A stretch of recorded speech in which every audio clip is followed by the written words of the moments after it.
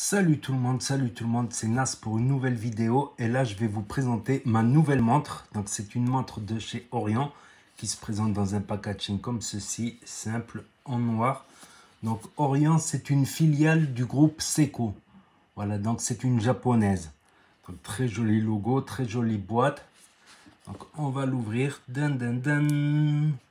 Voilà, c'est une Orient Ray 2.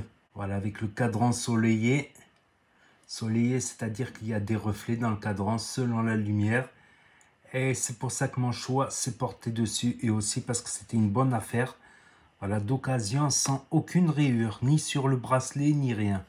Sans aucune rayure. Donc elle se présente dans un coussin comme ceci. Il y a la petite écriture Orient ici, c'est moussé.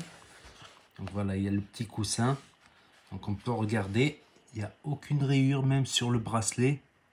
Voilà, une petite micro-rayure, c'est tout. Donc, ce que j'aime bien, c'est ça. Voilà, pour l'ouvrir, on appuie comme ça. Et il y a la sécurité, c'est assez agréable à l'ouvrir. Voilà, elle a des qualités, mais aussi des défauts. On va y revenir. Donc, c'est une plongeuse. Voilà, comme on peut le voir de plus près.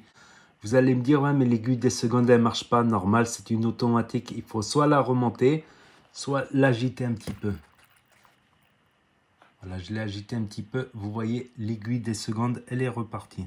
Voilà, l'aiguille des secondes, elle ne fait pas tac, tac, tac. Elle est en continu, elle tourne en continu parce que c'est une mécanique tout simplement. Il n'y a pas de pile dedans. Voilà, il y a une masse oscillante à l'arrière. Comme on peut le voir ici, il y a le jour et la date. Voilà, les minutes, les heures et les secondes. Tout simplement, avec ici la lunette unidirectionnelle. Voilà. Donc c'est un de ces défauts que j'ai trouvé, c'est que la lunette, elle est dure à tourner, franchement. Après le bruit, à vous d'en juger, pas terrible le bruit. Elle est vraiment dure à tourner cette lunette.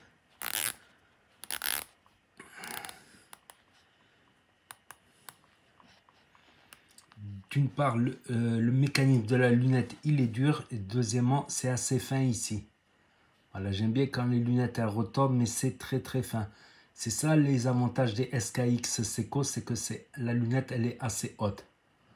Voilà, tout simplement. Je prends mon chiffon, voilà. Donc le verre, c'est un verre en minéral. Tout simplement, c'est dommage parce que le minéral, ça prend de la rayure. Contrairement au verre saphir qui est inrayable. Donc on voit ici le petit logo. Voilà, jusqu'à 200 mètres. On voit ici les index qui reprennent les index de la Rolex Submariner. De loin, ça fait vraiment Rolex Submariner de loin. Donc ici, la couronne, c'est une couronne vissée. On va le voir. Donc je vais la détacher.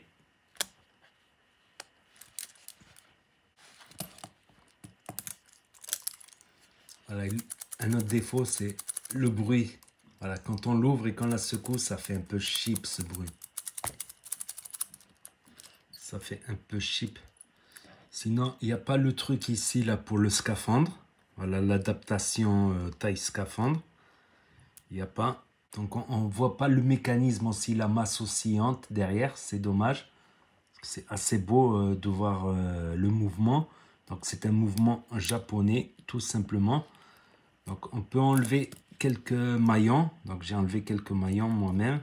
Voilà, j'en ai fait la vidéo sur Nas Tuto, comment enlever sans outil horloger. Donc on va passer à la couronne. On peut voir que la couronne elle est protégée ici, comme la Submariner. Donc il suffit de dévisser dans le sens inverse d'une aiguille d'une montre vers le bas. Voilà, on dévisse et quand on arrive au bout, ça tourne dans le vide, il n'y a plus de résistance. On peut la remonter en tournant comme ça. Voilà, en tournant, on entend un petit bruit quand on la remonte. Donc pour régler l'heure, il suffit de tirer vers là, hop, vous voyez j'ai tiré d'un cran, il faut tirer encore de 2 crans pour l'heure. Donc ce que je vous conseille, c'est de mettre toutes les aiguilles dans la partie inférieure du cadran. Une fois que c'est fait, vous pouvez régler l'heure, vous pouvez régler la date. Pour régler la date, on appuie un petit peu, hop, comme ça. Non, on retire comme ça vers là. Et là, on peut régler la date. Donc, on est le 8. Donc voilà, en tournant vers le bas dans le sens inverse des aiguilles de montre, c'est le chiffre. Et en tournant comme ça, c'est le jour. Friday. Donc c'est en italien, il me semble. Saturday, Sabbath, Sunday, Domenica, Monday, c'est lundi, lunedì en italiano, Tuesday, voilà. Donc c'est Tuesday. Donc pour régler l'heure, là il est 20h48. Donc 6, 7h, 20h48. Hop. Voilà, et on appuie. Et pour refermer la couronne, on appuie un petit peu. D'abord on appuie et après on tourne dans le sens des aiguilles d'une montre. Donc vous avez le choix, soit la remonter manuellement. Voilà, elle a une réserve de marche de 40 heures, c'est pas non plus... elle a une réserve de marche de 40 heures et comment dire, voilà, remontage automatique, donc elle n'est pas anti-reflet, c'est clair. En tout cas, très beau cadran ensoleillé. J'aime beaucoup ces reflets là, c'est pour ça que je l'ai prise. Donc après, un autre défaut qu'elle a, c'est quand je la mets au poignet, comme ceci. Quand je la tourne, normalement, j'entends le bruit du mécanisme, de la masse oscillante qui tourne. Et là, j'ai comme un grincement au niveau ici. Donc un petit grincement. C'est un grincement au niveau du... Parce que j'aime bien, des fois, je suis allongé et je tourne la montre et j'aime bien entendre la masse oscillante qui tourne. Des fois, je la tourne comme ça et elle continue de tourner sur elle-même, comme un jeu, comme un hand spinner, on va dire. Hein. C'est un hand spinner, tout simplement. Donc, tout le boîtier, il fait 41,5 mm. Donc, voilà, moins de 42 mm. Le nom, c'est la Ray 2, la Ray Blue 2. Bon, c'est des noms qui ont été rajoutés. Sinon, elle a été aussi surnommée la Mako, il me semble.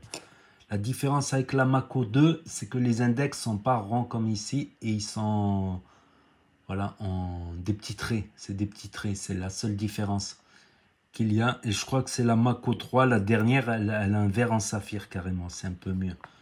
Donc moi j'aime beaucoup ce cadran ensoleillé, c'est pour ça que je l'ai pris.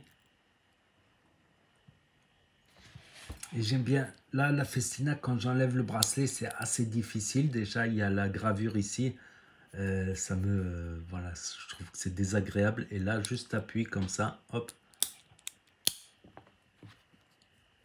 Donc elle pèse environ, on va dire comme ça, autour de 150 grammes elle doit faire. Elle pèse quand même, voilà, c'est pas une montre très légère. Point de vue épaisseur, elle est assez épaisse, savoir que c'est une mécanique. Les mécaniques peuvent pas être trop fines, voilà, parce qu'il y a tout un mécanisme, contrairement au quartz où le mécanisme il est moindre.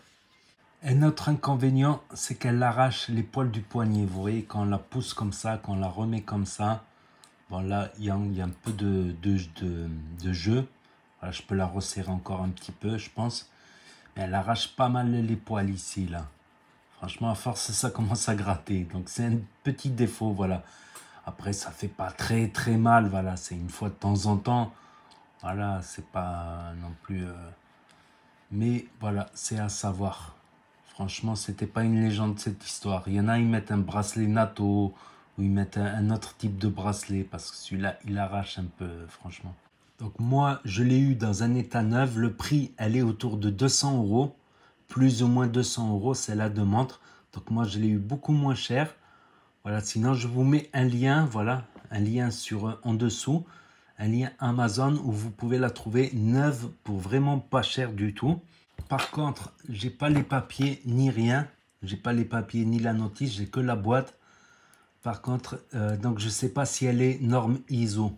Donc dans le cas du doute, évitez de l'utiliser pour la plongée. Voilà, j'ai fait une vidéo pour vous expliquer comment utiliser une montre de plongée avec sa lunette, tout ça. Ah, j'allais oublier dans le noir aussi, qu'est-ce que ça donne. Donc elle est luminescente, donc on voit le cadran ici. Voilà, le cadran il est luminescent, très important. On distingue bien l'aiguille des minutes qui est très importante pour les plongées. Et on distingue l'aiguille des heures. On distingue aussi les secondes. Voilà, la trotteuse des secondes, on la distingue un tout petit peu avec un petit triangle vert. Donc voilà, par rapport aux points positifs et négatifs, je commence par les points positifs. C'est une très jolie montre mécanique, automatique, voilà, avec un mouvement japonais. Voilà, la couronne vissée qui était une sécurité en plongée, protégée. Le cadran est très beau, j'aime beaucoup le cadran soleillé, j'adore le reflet comme ça, en bleu ciel et bleu foncé. Voilà, je la trouve assez classe, malgré que ça soit une montre sportive, je la trouve limite classe, limite elle est sortable, on va dire. Peut-être qu'elle passera pas sous une chemise, c'est clair. Et Orion, c'est quand même une marque connue, il y a des passionnés d'Orion, il y a même un forum de montres Orion carrément. Donc c'est des montres qui sont très appréciées, c'est du niveau Seiko. Voilà, du niveau Seiko, fabrication industrielle néanmoins. Donc, point négatif, il n'y a pas de plexiglas derrière pour voir le mouvement. Voilà, la vitre, elle est en minéral, elle est rayable, donc il faut faire attention à ne pas rayer la vitre. Elle est facilement rayable. Autre point négatif, c'est la lunette qui est difficile à tourner. Elle est dure à tourner. Voilà, et quand on la tourne comme ça, voilà, elle fait un petit bruit de grincement ici. C'est dommage, j'aime bien écouter des fois le bruit du mouvement, même si ce n'est pas un bruit exceptionnel. Voilà, ça reste un mouvement mécanique automatique, ça reste un mouvement automatique pas trop cher. Mais j'aime bien l'écouter quand même quand la masse oscillante elle continue à tourner comme ça. Voilà, par exemple, la masse oscillante, là, vous la voyez mieux. Vous voyez, c'est cette masse qui tourne et ça remonte un ressort. Voilà, ça remonte un ressort qui va redistribuer. Donc voilà, c'est ça une automatique tout simplement. Donc ça, c'est une Seiko que je vous ferai en revue très prochainement. Une vintage en plus. Ça y est, je me mets au vintage. Ça y est, je suis devenu collectionneur de montres maintenant. Une fois de temps en temps. Voilà, une de temps en temps. Voilà, l'autre défaut, c'est que le bruit du bracelet, voilà, quand on l'enlève, ça fait un peu cheap comparé aux montres haut de gamme, aux montres de fabrication suisse. Le petit grincement. Voilà, quand on la remonte, voilà, c'est pas comme quand on remonte une montre suisse, on entend grrr, grrr, grrr. Tiens, je fais bien le bruit. Grrr. Ça fait grrr.